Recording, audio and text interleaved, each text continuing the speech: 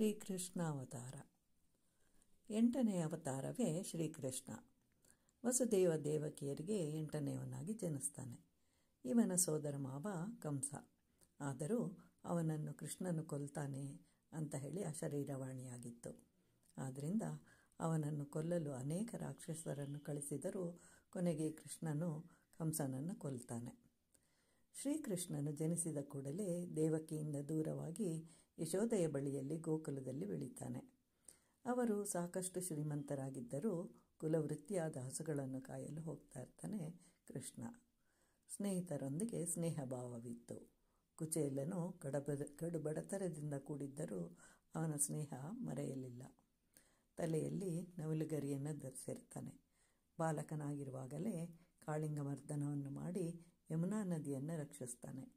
ಇಂದ್ರನ ಅಹಂಕಾರ ಹೋಗಲಾಡಿಸಲು ಗೋವರ್ಧನಗಿರಿಯನ್ನು ಎತ್ತಿ ಹಿಡಿತಾನೆ. ಯಾವಾಗಲೂ ಧರ್ಮದ ಪಕ್ಷವನ್ನೇ ವಹಿಸ್ತಾ ಇರ್ತಾನೆ.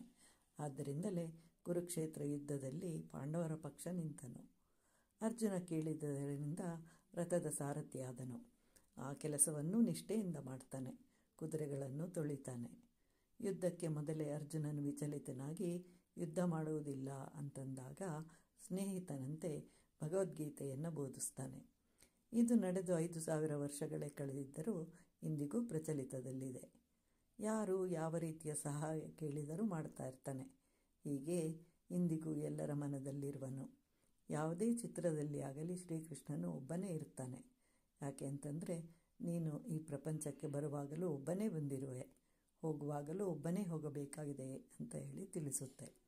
ಇಂತಹ ಪರಮಾತ್ಮನು 125 ವರ್ಷಗಳ ಕಾಲ ಜೀವಿಸಿ ನಮಗೆ ಹೇಗಿರಬೇಕು ಅಂತ ಹೇಳಿ ತೋರಿಸಿರುವುದರಿಂದ ಕೃಷ್ಣಂ ವಂದೇ ಜಗದ್ಗುರು.